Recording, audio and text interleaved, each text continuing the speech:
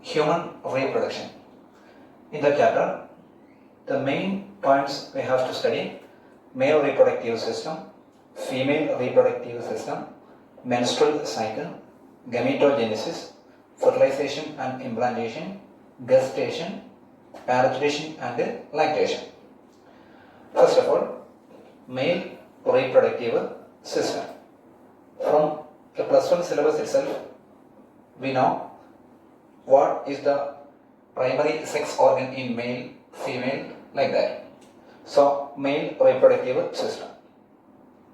Male reproductive system consists of a pair of testes,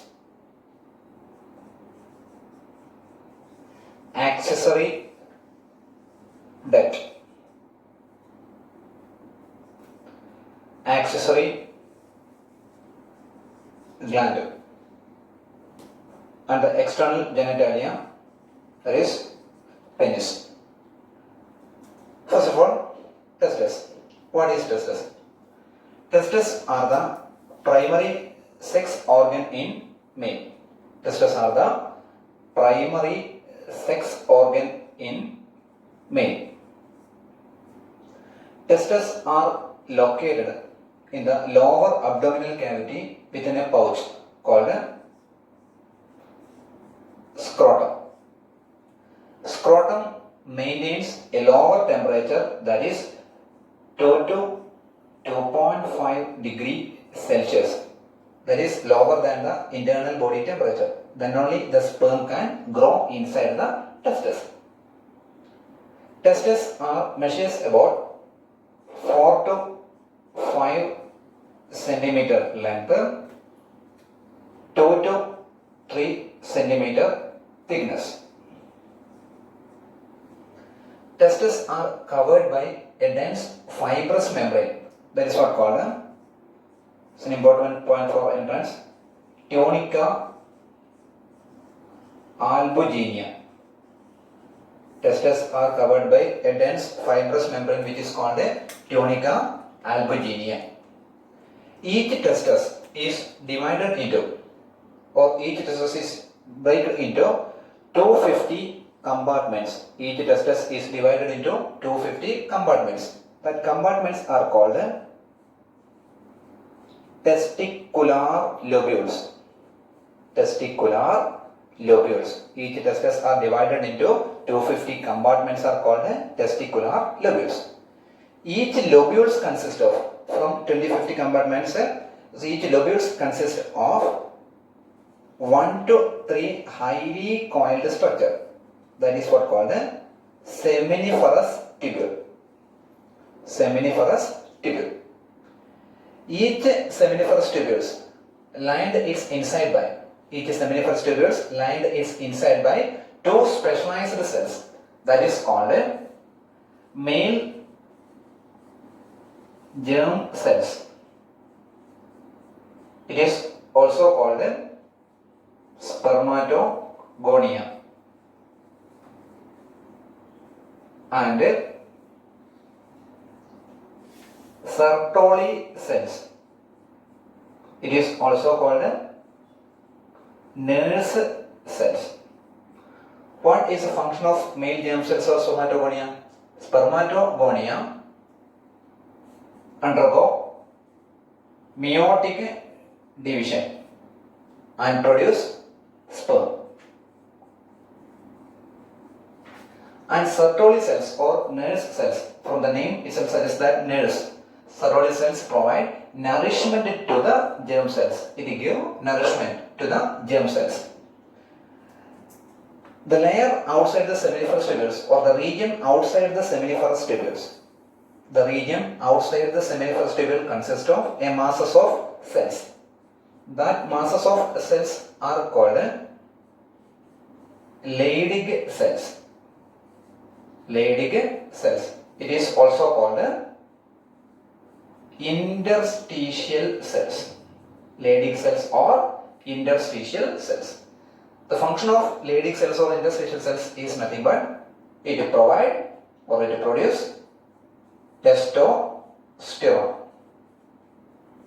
that is the male androgen. The main male androgen is called testosterone, that is produced by the Leydig cells. That's all about the testes. So once again I am repeating, testes. Testes are the primary sex organ in male. Testes are located in the lower abdominal cavity within a pouch called scrotum. Scrotum maintains a lower temperature, that is 2 to 2.5 degrees Celsius. Then only the sperm can grow inside the testes. Each testes are measures 4 to 5 cm length, 2 to 3 cm thickness. Testes are covered by a dense fibrous membrane, that is called a tunica albuginea. Each testis is divided into 250 compartments called testicular lobules. Each lobules contains 1 to 3 highly coiled structure. 1 to 3 highly coiled structure, that is called a seminiferous tubule. Seminiferous tubules lined its inside by two specialized cells. Seminiferous tubules lined its inside by two specialized cells, that is called a male germ cells or spermatogonia, Sertoli cells or Nernst cells. Male germ cells or spermatogonia undergo meiotic division and produce sperm, and the Sertoli cells or Nernst cells provide nourishment to the germ cells. The region outside the seminiferous tubule contains a mass of cells, that is called Leydig cells or interstitial cells, which produce testosterone, and the testosterone will give secondary sexual character in males. That's all about the testes. Then the male reproductive system consists of the second one, that is accessory duct.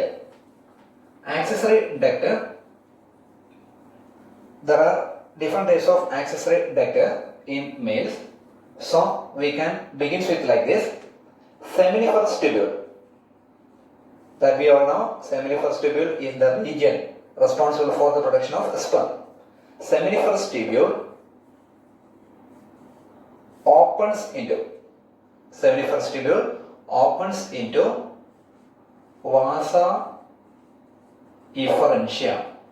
vasa efferentia. Then we got first duct is vasa efferentia. Okay, seminiferous tubule opens into vasa efferentia to reach testis. Seminiferous tubule. From the seminiferous tubule itself, sperms reaches into the vasa efferentia to reach testis.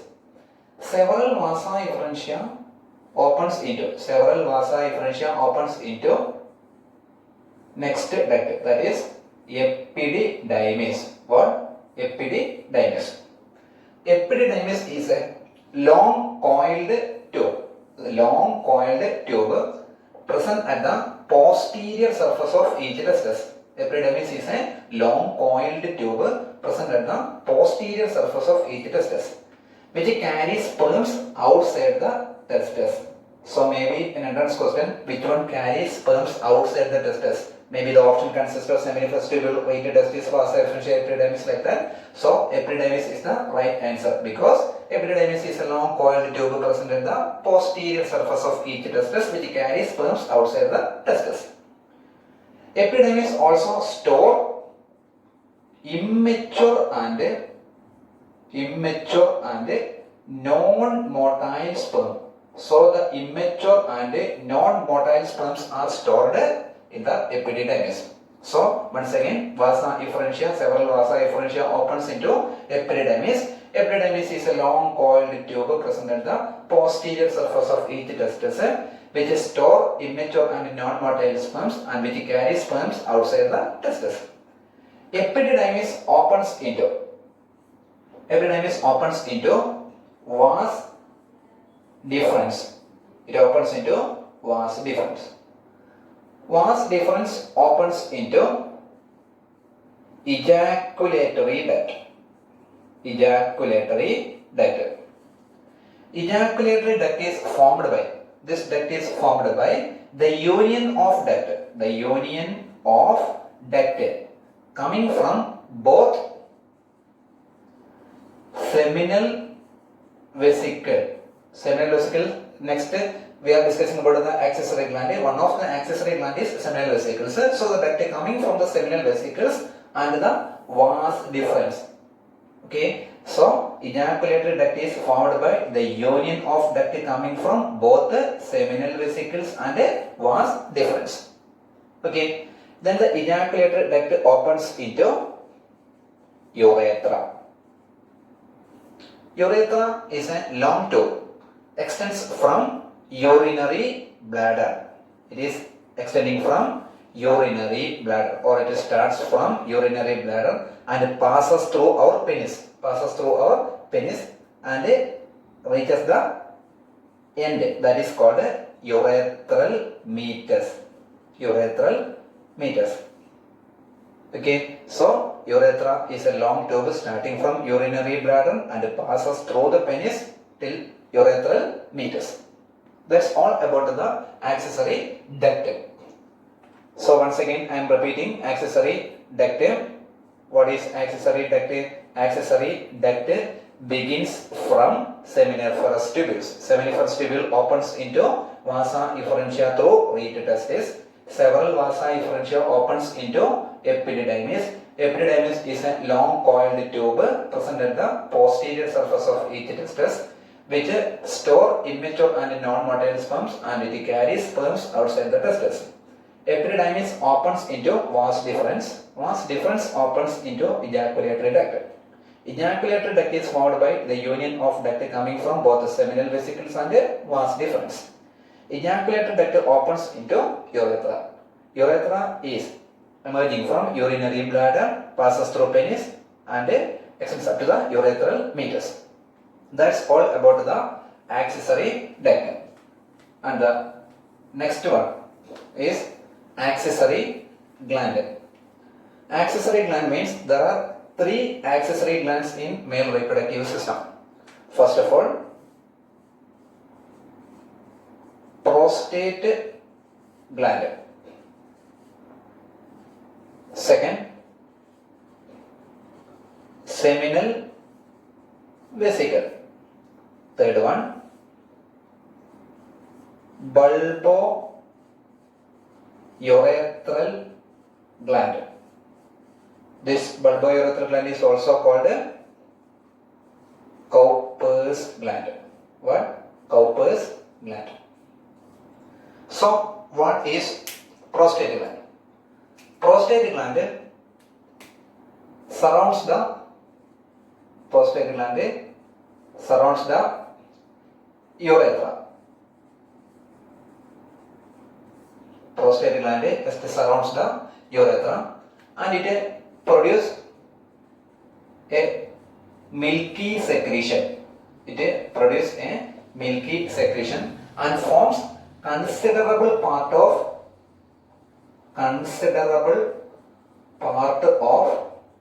semen.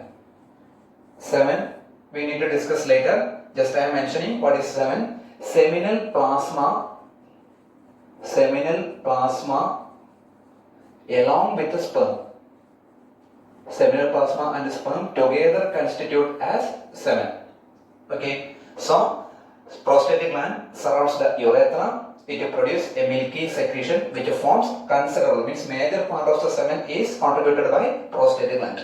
So the function of prostate gland or the milky secretion is giving nourishment to the sperm for their motility, for the swimming nature is provided by prostate gland. So what is prostate gland? Prostate gland surrounds the urethra. It produces a milky secretion which forms the considerable part of the semen, then which provide nourishment or energy to the motility of sperm.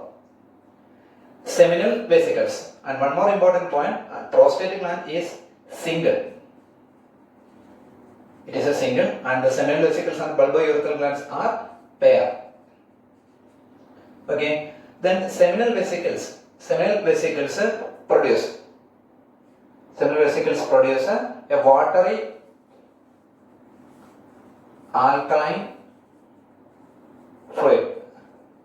watery alkaline fluid which consists of fructose, and it gives nourishment to the sperm. And here the prostate gland, one more point we can add, here the seminal vesicles containing fructose, then here consists of a citric acid lipid, and a variety of enzymes are there in the prostate gland producing secretions. And bulbourethral gland is the last one. Bulbourethral gland is otherwise called Cowper's gland. It produces mucus. It helps in the lubrication of penis. During the sexual contact, the lubrication is provided by the Cowper's gland or the bulbourethral gland. That's all about the accessory gland. Next, external genitalia. Last part in the male reproductive system. External genitalia, which means which part is using for the sexual contact. That is external genitalia in male reproductive system. We all know the penis is considered as the external genitalia of the male, and the penis is the copulatory organ in male, and the penis is composed of vascular space and erectile tissues. Penis is composed of vascular space and erectile tissues. When the male is sexually excited at the thought of sex or whatever it may be, when the male is sexually excited, this vascular space is filled with blood, and the erectile tissue erect the penis, means ready to sexual contact.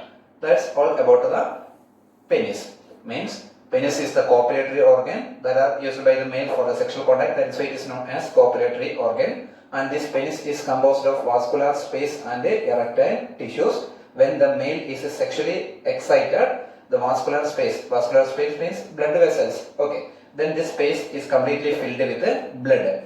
Then the erectile tissue, erect the penis, means ready for the sexual contact. That's all about the penis, external genitalia, and all about the male reproductive system.